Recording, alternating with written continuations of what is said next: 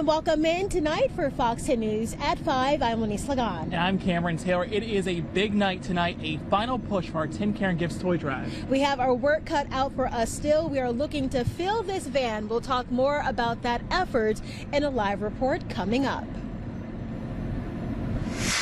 All right, we will check back in with you guys a little bit later on. Now to breaking news out of Mobile. Mobile police arresting 34-year-old Justin McGowan and charging him for the murder of his father. Police identifying the victim as 57-year-old Ronald McGowan. Police say Justin stabbed Ronald during a struggle following an argument. Mobile police responded to the scene this morning. It happened in the Forest Park Drive neighborhood right off of Moffett. Detectives spent the early morning speaking to neighbors, trying to piece together exactly what happened. A Pritchard woman is facing theft and felony attempting to elude charges after leading Daphne police on a chase that started on Highway 98 on the Eastern Shore and ended when she crashed on the Cochran-Africatown Bridge. Our Hal Sherrick spoke with police about why they say she ran and their decision to continue pursuit. This is where the chase ended Monday night on top of the Cochran-Africatown Bridge. It started in a Publix parking lot in Daphne. Police say the driver lost control and crashed into the retaining wall. She's fortunate that no one else was involved in the crash. That would have added to her charges and potentially injured someone else. Police arrested 22-year-old Jalea Washington of Pritchard at the scene. She suffered minor injuries to her face as evident in her booking photo. Police say Washington hit speeds of over 120 miles per hour during the chase across the Bayway. At one time, she was over 120 on the interstate. On Highway 98, because of the volume of traffic at the time, she wasn't able to get going that fast. Police say she hit another car on northbound 98 before getting on the interstate. The driver didn't stop or report the incident, so why was Washington in such a hurry to get away? Police say it appears she came to the Eastern Shore to steal wine and food. Public security spotted her and called police. We did recover everything. There were 28 bottles of wine and a package of lamb chops that she stole from the Publix, and all that property was returned to them. It's not uncommon for Mobile residents to come over and try to victimize our businesses, and every chance we get, we make them as unwelcome as we possibly can. As it turns out, police say they don't believe Jalea Washington chose to flee over the stolen food and alcohol alone. They tell me that early on in the pursuit, they learned that she was wanted on felony theft warrants out of Bay Minette as well. Now, as it turns out, the Mobile County as well as Pritchard PD assisted in this. Live in Daphne, Hal Sherrick, Fox 10 News. All right, Hal, thank you. Well, Mobile police are investigating a late-night shooting that left one person fighting for their life. It happened at the south of Dolphin Apartments on Dolphin Street just before 10 o'clock last night. Investigators say the victim was rushed to the hospital. No word on what sparked the shooting. Police say it is an active investigation. A Mobile lodging organization has spent millions of dollars over the past 5 years since the city agreed to impose a fee on the city's hotel and motel rooms. The Mobile Area Lodging Corporation will have even more money over the next 5 years thanks to a higher fee that took effect this year. Fox 10's Brendan Kirby has been looking at the numbers tonight. Brendan, do the hotels think they're getting a lot of bang for their buck? Well, they seem to, Shelby, and Mobile tourism officials sure do as well. They say that this is money that supplements what that tourism agency does, and they say that it's having a measurable effect. Mobile became the first city in Alabama to get a tourism improvement district, which allows hotels and motels to essentially tax themselves. And earlier this year, it became the first city to renew a TID. The renewal scrapped the $1 per night fee tacked onto each room and replaced it with a percentage levy, 1% for the first few months and 1.5% since October. Next October, it will rise again to 2%. That money goes to extra marketing and other expenses, such as landscaping at the Africatown Heritage House, interactive visitor kiosks, and a transportation service to and from the downtown Amtrak stop. The organization also is contributing $100,000 toward a Jimmy Buffett exhibit at the National Maritime Museum of the Gulf. 3/4 of the budget goes toward marketing, and Lodging Corporation Board Chairman Kent Spike Blackington says that it's been a boon. He points to $200,000 spent on the travel site Expedia, which he says brought a 13-fold return and benefited 54 of the city's 62 hotels. $2.6 million in room revenue after spending $200,000 advertising, and we can track that from the clicks. We can watch the click go all the way through down to a hotel booking, so it's a really good measurement. David Clark, president and CEO of Visit Mobile, says the budget is ramping up just as new opportunities present themselves. Of course, now we have Amtrak. We're going to have a full-time cruise ship in 27. We're going to have an airport that's opening in late 26. We're having a Buffett exhibit opening in 26. And then, and then a brand new arena in 27. So the timing of this is impeccable. Mobile Mayor Spiro Charigatis says he hopes the increased marketing helps Mobile compete with cities like New Orleans, Savannah, and Charleston. I think Mobile has a lot of what those cities have, in some cases more. I don't know that we've ever really truly highlighted it appropriately. The Tourism Improvement District plans to spend money in the next few months on a gateway project to help promote Tillman's Corner motels. And tourism officials say that they're looking at advertising at Atlanta Braves and New Orleans Saints games. Reporting live at the News Center, Brendan Kirby, Fox 10 News. Well, time now is 5:06, and you can see it's starting to get dark out there. There's a live look at Orange Beach. A calm and cool but warmed up type day, and it was absolutely gorgeous. The sun was shining. Couldn't ask for better weather, especially with our toy drive going on right now. Let's check in with our chief meteorologist, Jason Smith, for an update on where the weather moves from here. And so we started to see a little bit of cloud cover out there right around sunset time this evening, Shelby, and here's what we're seeing with that. It's going to increase the clouds overnight tonight and through tomorrow morning. Ultimately, we're going to start seeing some rain chances, but it's going to start out gradually. And it looks like tomorrow's chance, it's just going to be an isolated opportunity for some very light showers showing up. And you can see across our area, the Panhandle, Baldwin County, Mobile County, a few showers right along the immediate coast by lunchtime tomorrow. I wouldn't be surprised if we had a few stray showers in the area tomorrow or tomorrow evening. But the main event is going to come on Thursday. And Thursday looks like a wet weather situation brewing for our area. It's not just Thursday morning either. We could see some showers into the afternoon. Right now, it's comfortable outside. It's 51 degrees and the winds are light. Some pretty colors in the sky this evening, but it's getting dark fast now. And we don't think it will get that cold tonight. Our forecast for the parade in downtown Mobile, which starts at 6:30 for the 68 Ventures Bowl.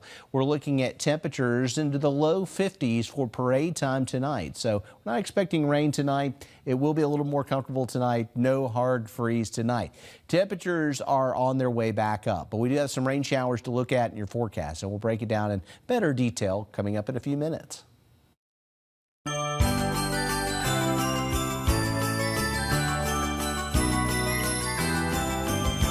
Time is running out. We're less than an hour away for you to help us spread holiday happiness. Our 10 Caring Gifts toy drive is nearing its end. It's bittersweet. We still need your help making this Christmas special for every single child. And we are once again partnering with Volunteers of America Southeast and Mercedes-Benz of Mobile and several other of our community partners to collect toys for those in need. We're taking your donations right now at the Walmart until 6. It's in Daphne. That's where we find Fox 10's anchors Lenise Ligon and Cameron Taylor right now. Guys, you're having a little bit of fun and people are donating. Oh, it has been a lot of fun. We have received so many toys and had an opportunity to say hello to some of you at home. Yes, donations have been pouring in just the last few minutes, and all of these donations, they came in just today. Yeah, I want to walk over to the van and kind of give you an idea of what we're talking about here. We are getting so many donations. The goal was to fill this van, and I want you to take a look inside. We are almost there. It is so exciting because, Cameron, at the end of the day, the reason why we continue to do this for so many years is to make sure every child is able to have a great Christmas. Yes, every child here on the Gulf Coast has a tree, has a gift underneath the tree, and we're just blown away by your generosity, filling this van and then some, because we haven't even loaded up everything just yet. Yeah, and as Shelby was talking about, we are partnering with Volunteers of America Southeast. I'm going to go ahead and bring in our friend Rob. He's been coming to these toy drives with us, and you even noticed Daphne has showed up. Daphne has stepped up. It has been wonderful. This has been a great day. We have a lot of toys here, and thousands of kids are going to be served across the Gulf Coast because of the generosity of the people that live around us. Rob, we were talking about the need being great. How are we doing with donations so far, would you say? We are doing very well. People have stepped up. Last year we gave out over 16,000 gifts, and we anticipate needing more than that this year, and I believe we'll get there. All right, thank you, Rob. And listen, thank you at home. He's got to go collect some more toys because people are still coming up and giving at this hour, and we want you to do that. We're going to be here until 6 o'clock. We also have that QR code on your screen where people can scan and make a monetary donation. That's right. So if you're worried about, I can't make it tonight, and you still want to help, you can do that with that QR code. And again, we're out here for about 45 minutes or so. Plenty of time for you to get here or send a message to a friend saying, get here to Walmart and Daphne. We appreciate you guys for stopping by. We've had people bring us candy and pizza.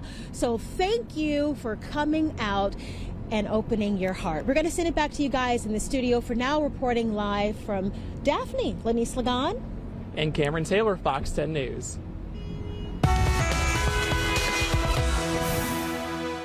Okay, on the roadways right now, our Hampton Inn camera shows that things are moving along pretty good on the I-10 Bayway. So this is a favorable sign. Normally one of the areas where we see some issues with travel. 11 minutes after 5 o'clock, that's rush hour. And right now things look pretty good on the interstates thanks to the dry weather. But leading into the Wallace Tunnel, if you're in Mobile and about to head towards Baldwin County, you got a little bit of a backup there. Also in the tunnel going westbound, you can see some slowdowns, but it's not a major delay. Really, you know, it looks like Government Street showing some of the biggest delays trying to get onto the causeway. So you may be better off dealing with the Bayway. We had a slowdown up near Saraland earlier. That has improved, so a good check of traffic there. I-10's in pretty good shape across Baldwin County, and we're not seeing any major delays on the Bay Bridges or around the Pensacola area, but we'll keep watching. I'll have another traffic update coming up, plus we'll have your extended forecast. All right, Jason, we will see you in just a few minutes. Also ahead, we're getting an update on plans to build a new animal shelter in Mobile. Everything we know. And as the investigation into a deadly shooting at Brown University presses on, frustration beginning to mount over a lack of an arrest at this hour. Those stories and more when Fox 10 News at 5 o'clock continues.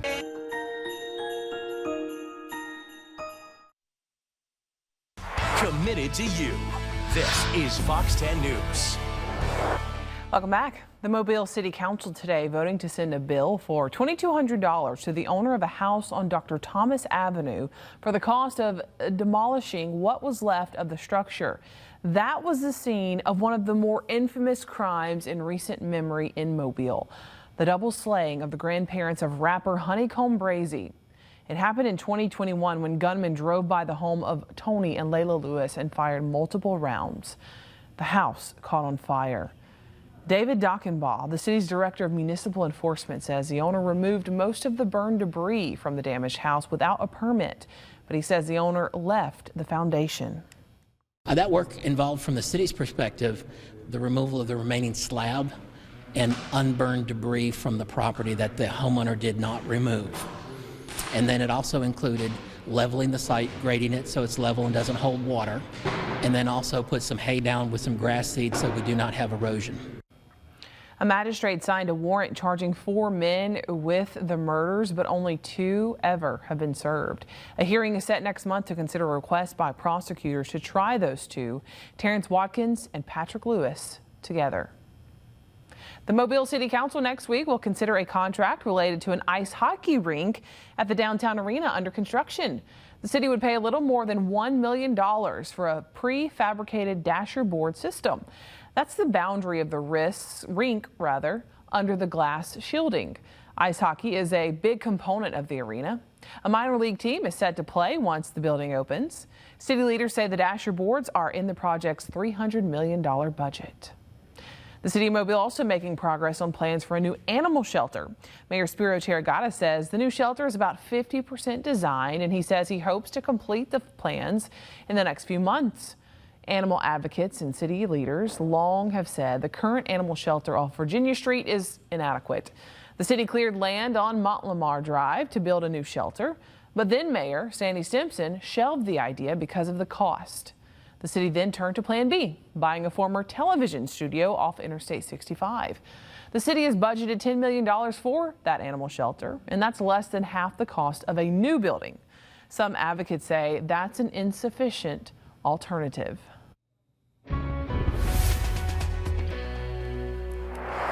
All right, here's what we're tracking with our Futurecast, a high-res model here starting out at 5 p.m. this evening and running it out through time.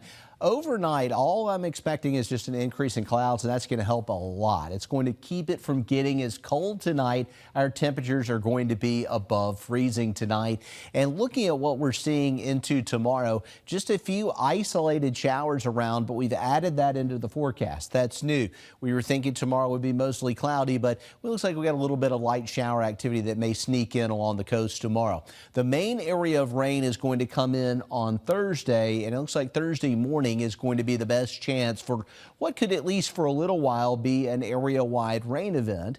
Our rain chances have pushed up to 70%. That's increased a little, and the overall total is around 1/4 to 3/4 of an inch. So we've upped the potential totals as well, with a little better chance of rain over the east side of the area. It should get more scattered on Thursday afternoon, but Thursday through lunchtime could be wet. So the clouds are starting to move in. They're not super thick, but it should be enough to keep it from getting as cold tonight. And tomorrow will be warmer than it was today. You probably felt it kind of thawing out there today. It didn't take long, and that frost that was widespread in the area melted off. And here's what we are seeing tomorrow with our temperatures: warmer than today by about 5 to 7 degrees. We'll be at 65 in Fairhope, 64 in Mobile, 66 in Pensacola. Then we will have some upper 60s, Ardmore and up to Monroeville, 68 in Chatham. Our forecast for tomorrow night: the bowl game, the 68 Ventures Bowl at Hancock Whitney on the campus of the University of South Alabama. It is the Louisiana Lafayette Raging Cajuns against the Delaware Blue Hens as far as the teams in the matchup. But the weather, maybe an isolated shower. It's pretty low chance at about 20%. The temperatures are going to be very comfortable for the bowl game. We're not expecting cold temperatures really going forward. Our 7-day forecast looks warmer. Our daytime highs hitting 70 on Thursday, but of course that comes with some rain.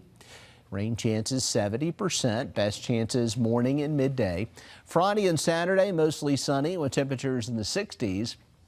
Sunday, Monday, and Tuesday of next week, partly cloudy, maybe a stray shower with warm temperatures. Highs will be in the low 70s Sunday through Tuesday of next week. So warmer weather is on the way, and it looks like that warmer than average pattern may continue all the way into Christmas Day. All right, thanks, Jason. The FBI now offering a $50,000 reward for information leading to an arrest of the person responsible for the mass shooting at Brown University. New surveillance video appears to show the potential gunman walking near campus just 2 hours before the attack. He's described as a man 5'8" with a stocky build and considered armed and dangerous. Providence police say they don't know what this person was doing hours before the shooting, or if he specifically targeted the classroom where 2 were killed and 9 others wounded. The lack of an arrest is prompting frustration. It took 4 hours to get even a single video of the perpetrator released. We're in such a surveillance state, but that wasn't used correctly at all. FBI agents were still searching near the scene, looking for any evidence that might provide more clues. Police say the person used a handgun in the attack, but that weapon has not been recovered. FBI Director Kash Patel says the agency is processing evidence and response teams will remain on scene. One of the dead, a local from Alabama in Birmingham. Well, still ahead, a group of students in Bruton are taking part in a new initiative to help address issues in the community. Some of the ideas they helped implement coming up. The big delivery with Ford F-Series. Does it come in red? For a little over 2 months, students at Bruton Middle School have been tackling real-life issues in their own community. Fox 10 reporter Dacian Smith has a look at what they've been working on and how they've been able to help those who need it.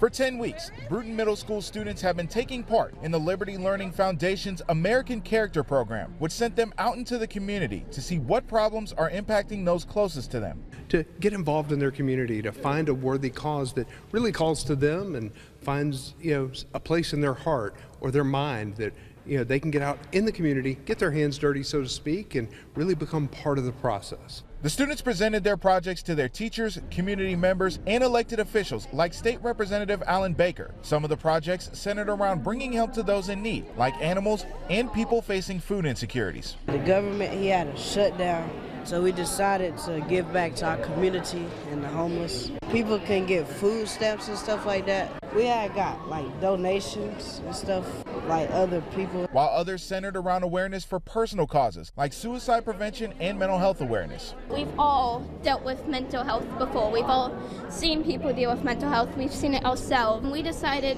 nobody should be alone dealing with that. I myself have gone through a bad road, and I've almost lost myself to suicide, and I don't want to ever have to go through that again. It's been hard, but I'm getting back on track. Some of the teams were made of students who have gone through the same problems they wanted to raise awareness of. Through that teamwork, they came up with real solutions to better those around them. Tell people how to speak up, how to notice when somebody needs to speak up, how to tell when people are having bad mental health. We all had like the same problems and like the same issues and stuff, and we were all there for each other. There's always like a group that you can go to or that you feel safe with. Educators say the students didn't shy away from any topic, no matter how big or small. Now that presentations are over, they hope to see the students continue to advocate for their causes. I am ecstatic. The overall purpose of this is to make sure that we start early on with having our students to be productive citizens that are involved so that we can make our city, our county, our community, our nation a better place. Dacian Smith, Fox 10 News. Well, still ahead here at the half hour, a new ordinance on Dauphin Island aims to curb wildlife feeding. What you could face if you're still caught, coming up. And we're going to have another check-in here from Daphne as our 10 Caring Gifts toy drive is wrapping up. How you can still help